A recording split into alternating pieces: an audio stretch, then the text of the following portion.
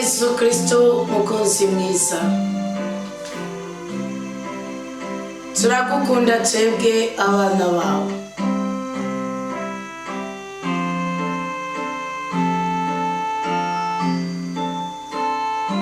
Twacunguriwe mu maraso yawe miranda Yesu. Turagushimiye cyane ko wabikoze kugira ngo tube barumuna bawe n'ingoro za mutima mweranda.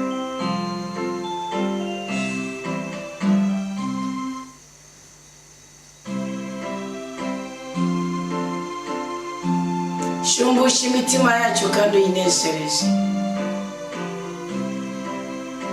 Tuzi agaciro k'amaraso waviriye i Golgotha.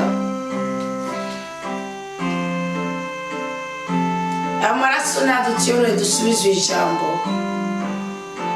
kuko icyaha n'ibicaniro by'igisokuru byari byaratwamuye ijambo ry'ubwoko bw'Imana. Duserutse nk'abarundi n'abarundikazi bisobanukiwe, turi ku mpande zinesheje. Turagukunda kuko uri nye n'ijuru n'isi. Turagusenga kuko uri nye n'ububasha. Turagushaka kuko uri nye n'ubushobozi. Turaguhurumbira kuko uri nye n'ubwenge n'ubweranda. Duteture mu makuba y'ubwoko bwose. Dutere iteka uranurane n'imizi, ibyo byose byotunguza amakuba imitima yacu. Turisaba imbabazi ku bicumuro byacu. Turaje kuri iki gicaniro cya saa cyenda. Tuje ku rwacu ruhande, tuje ku bwa bene wacu, tuje ngo dutabare, tuje ngo dutere iteka, tuje ngo duteturure. Tunezereze Yesu uduhe umugisha n'ubwiza. Tunezereze Yesu uduhe amahoro.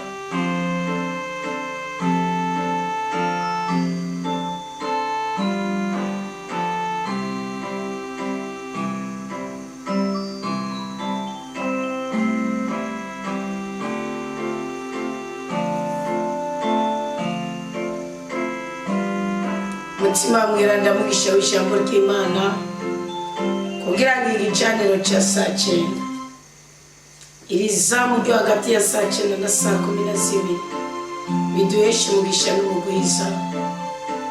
Tugire nayo mu buzima bwacu.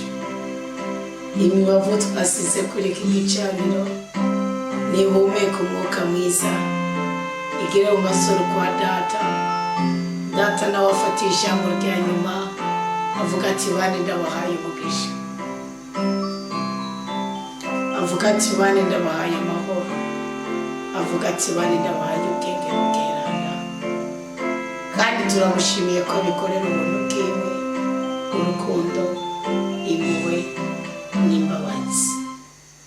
Mutima mweranda kazi, kugira ngo imitima yacu igire akanyamuneza kazi, kugira ngo ububasha bw'Imana bukorere muri twebwe kazi. Turisabira umuzo wawe kuri uyu munsi ugira kabiri muri iyi minsi 40 y'amasengesho. Dusaba Imana ngo dukure kw'impuhwe z'abadayimoni. Dusaba Imana ngo dukure kw'imbaraga z'imyuka mibi. Dusaba Imana ngo dukure kw'imikorere y'abarozi, abapfumu n'abaraguza n'abaterekerera. Turagusabye Imana mutima mweranda twigarurire. Turagusabye Imana mutima mweranda tubohore, dutwenze, duteturure, tunezereze, duhe umugisha, duhe umugwiza, duhe ubwenge, duhe ubweranda, dukize indwara, tuvumure, tubohore, dukundwa akazi, duteture mu makuba y'ubwoko bwose. Duhabwe ibyiza byose byagenewe abana b'Imana. Mu izina rya Yesu Kristo natuyineza ngavuga izina kuri twebwe. Amen.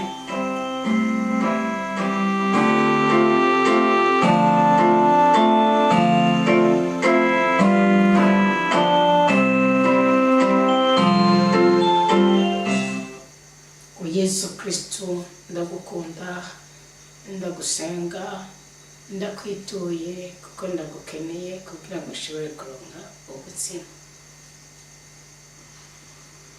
Tugire Kristo. Ubundi iri jambo iki gicaniro cya saa 9 ni igicaniro cyo gutwikuruza inyenyeri yacu, ni igicaniro cyo kuguruza ikirere cyiza ku buzima bwacu, ni igicaniro cyo kwereka Imana ibitagenda neza tukayisaba ngo dutabare, ni igicaniro cyo guteturwa tukakugwa kw'ibyago bizanana mu isi bita agaragara, tukagera n'ijya tutabizi. Imana ikaduha indoto ntitureho ko tuzirotoza, tugahora mu kavuyo k'ubuzima. Kugira ngo ushobore guhora mu kirere cyiza cy'ubuzima bwawe, ngiri sengesho ushobora gukora ukitandukanya n'ibyaha byose. Uri ibyaha murazi yo biva, hari ibyaha biva mu kutamenya, hari ibyaha biva mu guhamwa, hari ibyaha biva mu gutabwa, hari ibyaha biva mu guhemukirwa, hari ibyaha biva urumva nyine mu kugata mu kudadika umutima wawe, hari ibyaha biva mu kwicacara, hari ibyaha biva mu bunebwe, hari ibyaha sibyo. Ariko iruhande y'ibyo byose biravuga ngo kibura bwenge cibwira mu mutima wacu kiti nta Mana iriho. Ntukagenda n'icyaha mu mutima wawe, ugenda no gutakaza itegeko rya rudasumbwa. Tusubire. Hari abagabo mwamaze gutakaza Imana yanyu, musenga Imana y'abagore banyu. Vuga ngo naje gusenga nzobasenze, nta soni. Ubugingo bwawe n'ubwiwe biramataye, ndaguhenze. Tuje kuganira ku isengesho ryo kwitandukanya n'ibyaha, tugasaba Imana imbabazi n'umutima wacu wose, kandi umutima wacu uciye bugufi, maze Imana ikaduha ububasha bwo gutsinda amageragezwa yose mu izina rya Yesu Kristo, umwami mukiza n'umucunguzi w'ubuzima bwacu.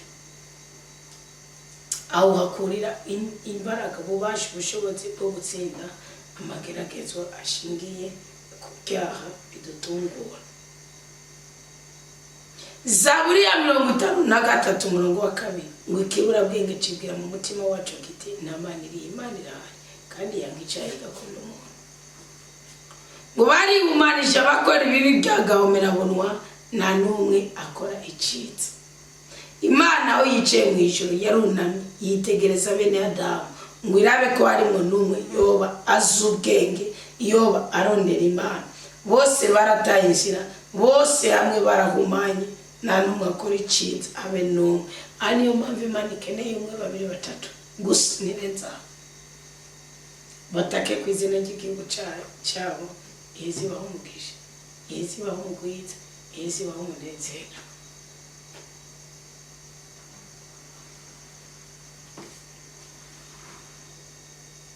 Iyo ugenda n'ibyaha mu mutima wawe, Imana avuga ngo mbega abo baba batagira ubwenge, abo bose bakora icyaha bakarya igihugu canje nk'uko barya umukate, kandi ntibigere batabaza Imana. Kuri igihugu cy'Imana ni iki? Kwica nabo umubiri wawe, utwara kwa rumenye, kaboza buri ndasaga, kawukonekita n'imyuka mibi, kawukonekita n'abarozi n'amayetsi, kawukonekita n'ibyo kurya byo mu mawese. Niko mukita, niko mubiyora bwa mundondo. Umurata muri inyama murazi byo muri. Ngoba muri bibura bwenge mwe mudashaka kwihuza n'ububasha bw'Imana.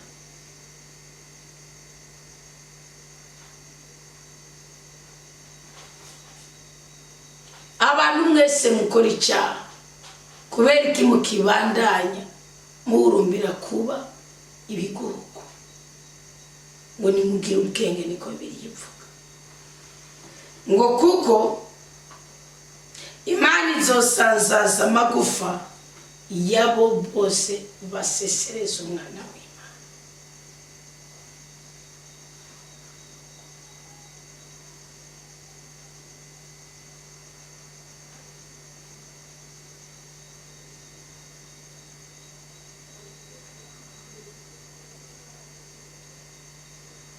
Imana imaze kubisangangura, biravuga ngo nuko batetereza izo batetereza kuko izo baramaze kubata. Wa mukristo zikushaka kuguruza ikirere cyiza ku buzima bwawe, hunga icyaha uzobukoze. Turi ku munsi wa 2 w'amasengesho. Ubaka igicaniro cy'iki kinaye, ubaka naye ntapfa, waka.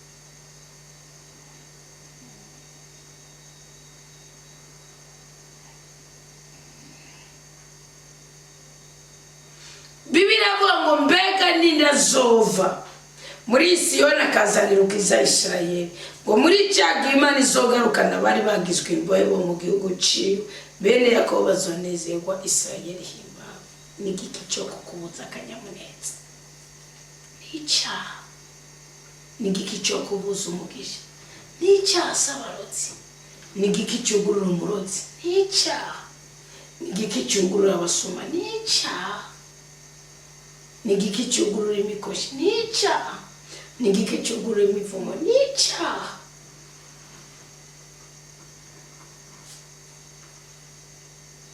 namba wumva kuri kurahamwa ntukenda n'icyaha mu mutima wawe ndaje kukubwira ko birivuga ngo tabaza Imana ikumve ngo barimisha niba bimenye.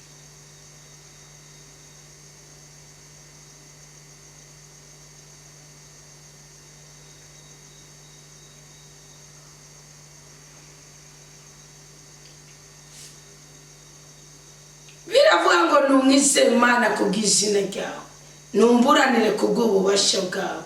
Mana niwumvirize igisabisho cyanjye uteguye ugutwi amajambo ava mu kanwa kanje. Uwo ninde? Uwo ni Karaha n'uri Karahamwa ariko bamaze gusobanukirwa ko gutabaza Imana ariko kugira intsinzi. Mwatabaje Bayali, mwatabaje Ashera. Nimwumve neza ba Kristo, mviyo naye uwo mupfasoni. Umupfasoni yavuze ngo nshimuka naragwaragurika ngahora mu bitaro ngitangura kugerageresha Imana kimwe muri 10 yamuye kwiryonya. Uwo mu Kristo aravuga ngo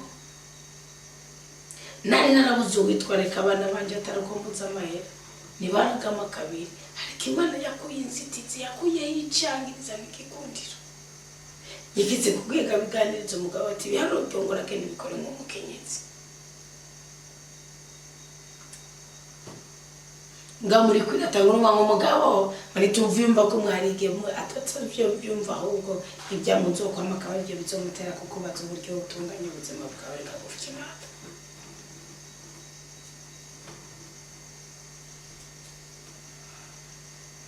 Bibiliya yavuga ngo ngaka abanyamahanga bamaguruki abiyorobetsi bamaguruki abasuma bamaguruki abasamanyi bamaguruki indyaga zamaguruki ngo abisha biriko baramu ubuzima bwanje. Imana nibakishira nibakishaka imbere yawe.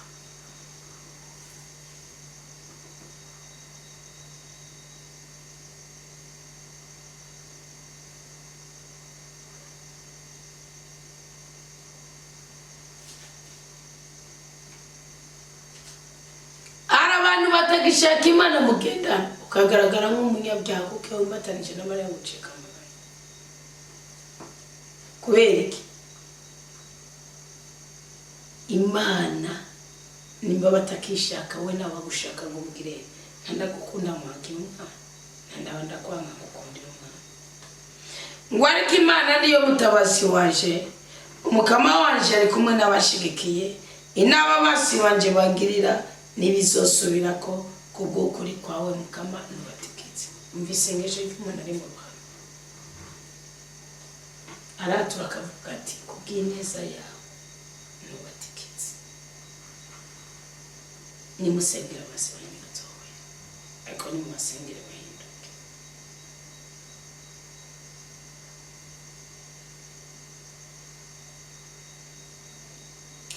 Dawudi aravuze ngo nubatikize kandi cenzo gushikanira imbarwa bivuye ku mutima ndetse nzonani nazizina ryawe mukama kukaribyiza mwako warangijije amaganya yose none ndaraba basi baje nkagira iki nkabikama. Iyo ni Zaburi ya 54:9.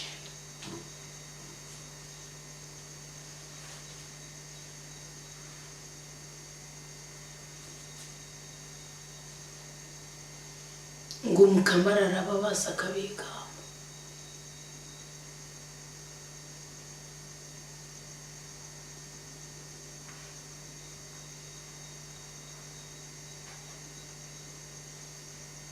Ariko natwe yasize amavuta turabasi tukabiga. Niki gitumye Dawudi avuga ngo nzoshikanira imbago Mukama? Kuko yakiriye uri karamuhama umugabo Sawuli yamuhama yamusumbye amaboko. Agiye tukwana n'ibidusumbye amaboko, ukagwana n'ukunda agomba kuguta kumva ni wo murekura, ukagwana n'ushaka umva atagushaka ukamenga ni wo murekura. Ariko ugwana n'ufise amafaranga atanga igiturire, ariko ugwana n'ufise ingumba ashoboye kukugwanya, ariko ugwana n'ubereye mu nzu ashobora kukugarana.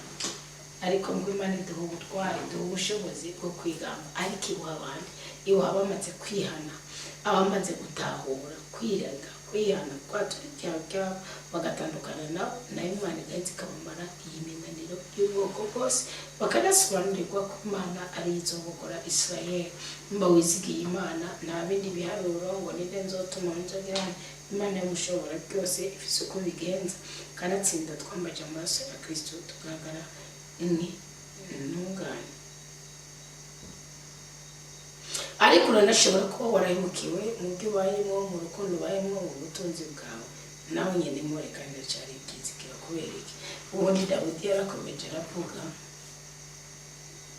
ngo tega ugutwi Imana yanje igisabisho canje, niwije ndiko ndagutakambira, nunyitware kute kunyishure, kuko ndiko ndayerera niganyiranishwe n'intuntu kubera induru y'umwasi n'umukandamizo w'umubisha.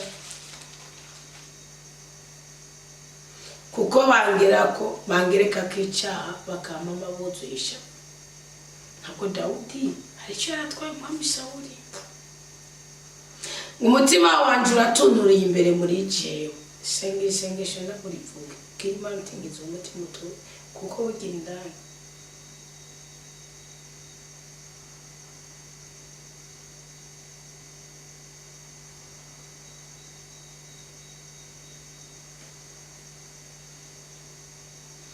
Ngo umutima wanje uratundumiye imbere muri jewe, umusuhero w'urupfu uranyuzuye, ubwoba n'umushitsi biranyugarije, naguye ikinyanya wese ntusubire.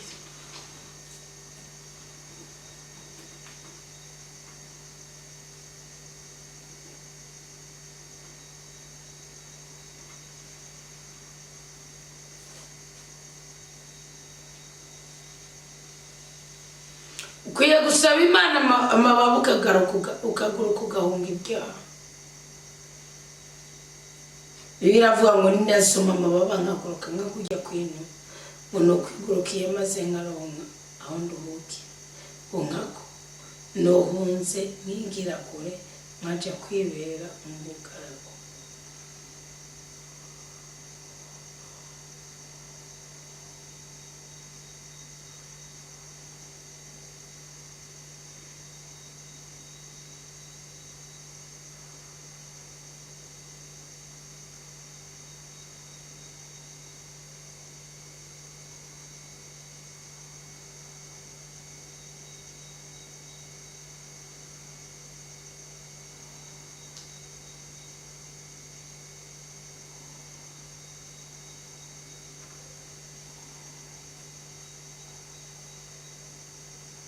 Ngo nokwigurukiye maze nkaronka aho nduhukira, koko nowunze nkigira kure nkaja kwibera mu bugaragu. Nociye nirondera n'ingoga aho mungira, kure y'umuyaga uhuhuta n'inkurumu, uba kure y'ibisuzuguro n'ibigeragezo. Mwana kuraho uyoberanye ururimi rwabo, kuko mbona ubukazi n'ibishamirano byabaye ndase mu gisagara.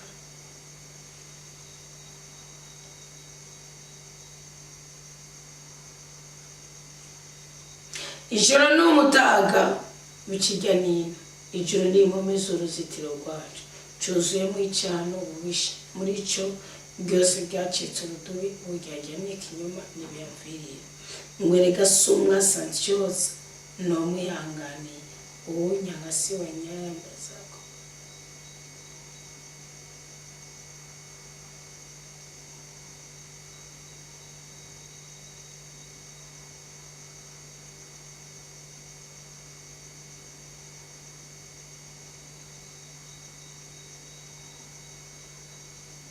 nagira amabwire ko bateza imibabaro bibateza akavuyo bateza ibisuzuguriro ntabwo ari abansi bakure nabo muhuje amaraso nabo muhuje amarangamutima nabo muganira nabo mwicara nabo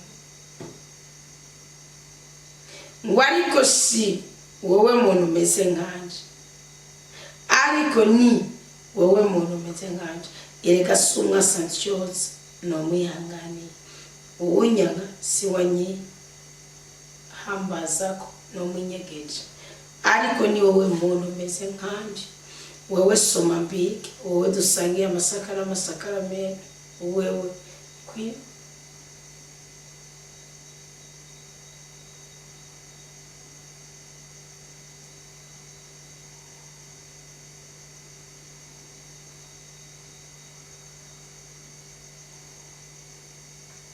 Dawuda w'abantu niyabaye amenyo Dawuda w'abantu niyemeye ko batwenga yavuze ngo barakagwa bukumi basoke kuzima ari bazima ngo ibi byatsi ndaro muri bo John abazimana kandi mukamazonkiza umugoroba igitondo no mutaga namanihira namanihira namanganya kandi arumviriza ijwi ryanje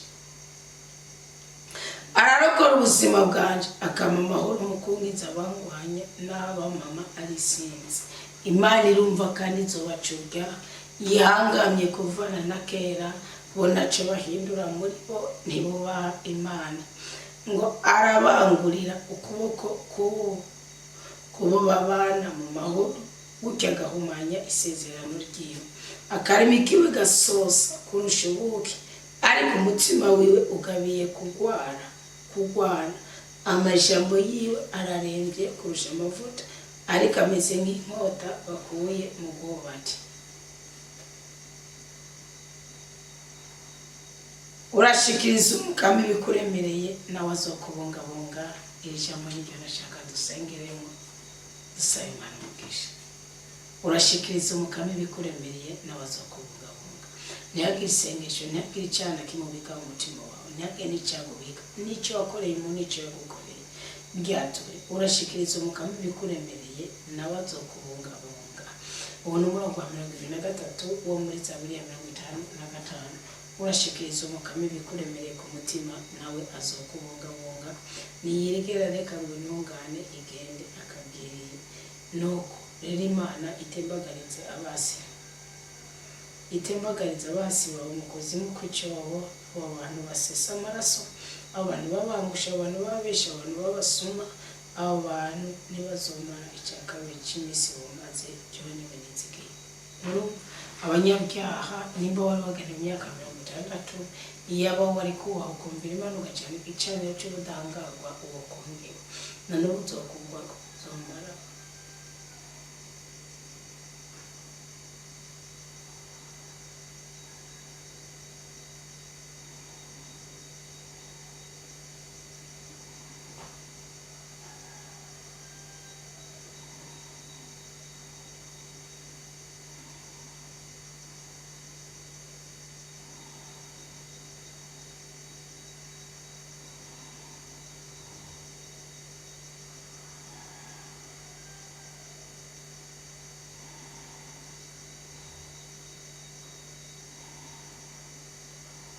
urashikiriza umukami bikuremereye nawe azokubungabunga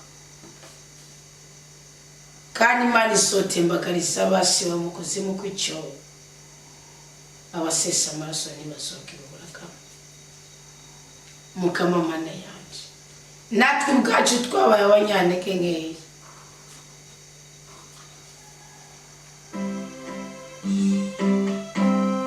natwe ubwacu twatakaje imbabazi twatakaje urukundo twatakaje ubwenge dutakaza turagusabye tubwirire kiboho turagusabye tubohore turagusabye dutere iteka kandi duteture turagusabye dutwenze nyibora tubabare ibyaha byacu byose ni wowe data uri mu ijuru niwe munezero w'ubuzima bwacu turagushimiye ko ariho waduhaye ubuzima dufise uyu munsi ukaduha urukundo rwawe rutagira akagero. None muri izamu ryo hagati ya saa 9 na saa 12 turaje imbere yawe uyu munsi twemera ko twakoze ibibi imbere yawe. None dusanze hari imivumo igenewe abakora ibibi nk'uko Zaburi bitubwiye. Jewe ndazi neza yuko nagucumuye ko mu byo nimvira, mu byo mvuga ndetse no mu byo nkora. Narasuzuguye ijambo ryawe kera Mukama, ndakurikira iby'isi n'iby'uyu mubiri ukwegwa n'irarira iryo ari ryo ryose. None rose Mukama, ndaje imbere yawe nicuza mu mutima wanje, nicuza n'umutima wanje wose, ubwenge bwanje bwose n'amagara yanje yose. Nsaba wowe Mukama imbabazi kuri buri kintu kimwe cyose na buri muntu umwe wese nacumuye. Ari ibyaha byo kurenga amategeko yawe, ari ibyaha byo kwiyemera no kwishyira hejuru, ari ibyaha byo gukora iby'isoni, kwitesha agaciro, ibyiyumviro bibi, kwanga kubabarira, kudakundana, kugira urwaho, kugira inzitizi n'ibyaha byose nakoze mu buzima bwanje ariko ntibuka bimbabarire.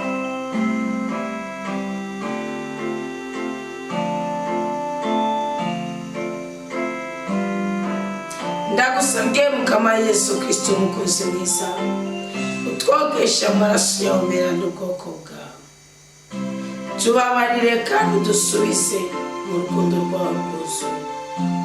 Turakwisabiye n'imitima yacu yose n'imico yacu yose, utwuzuze mutima mwiranda kugira ngo atuyobore mu kuri no mu kugororoka. Dufashe guhinduka Mana mutima mwiranda by'ukuri, ntituzosubire mu byaha by'ubusambanyi, kwisambanya, ubutinganyi, ububisha n'ibindi.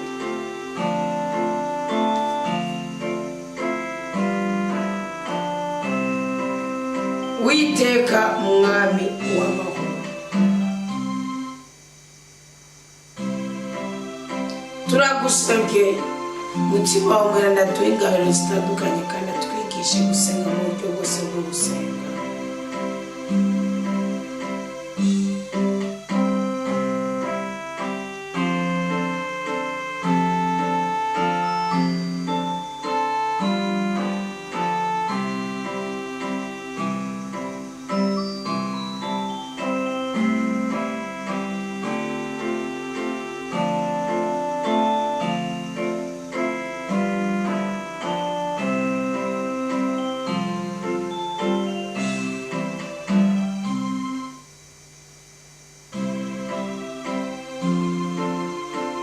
Turashaka gukunda gukora ibyo ushaka ku buzima bwacu.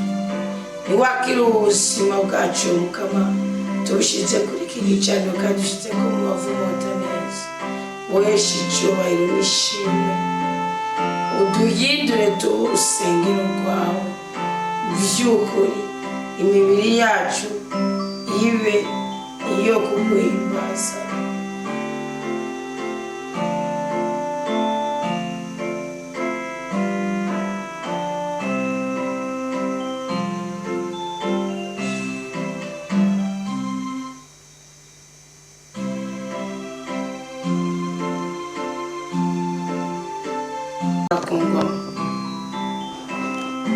Kuko hari abantu bariko baraduhama, hari abariko baratugwanya, bakandamiza ubuzima bwacu rikarinda rirenga.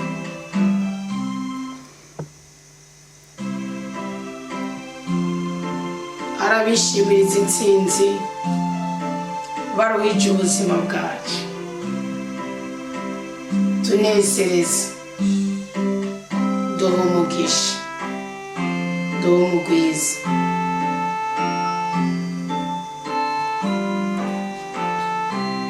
Umutima wacu uratunuriye imbere, hari umusohero w'urupfu turiko, ariko ko natwe tuba turi ibyaha byacu, nitwishingire nawe mu bugome bwacu.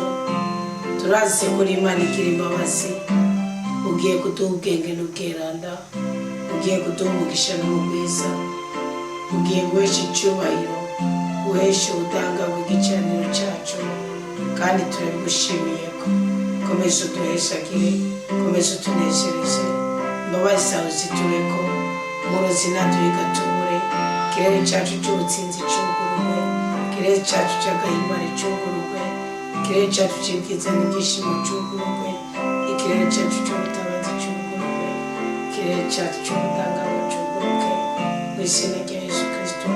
Duhabwe ibyiza byose twagenewe, kandi dukubwe ku mivumo yose y'abanyesha n'abarozi n'abapfumupfumu. Amen, amen. Haleluya. Mutima w'Imana ukomereza nyine dutabaga ubwoko bw'Imana, duhabwe imbabazi kandi amarembo y'ibyiza yugururwe ku buzima bwacu. Amen.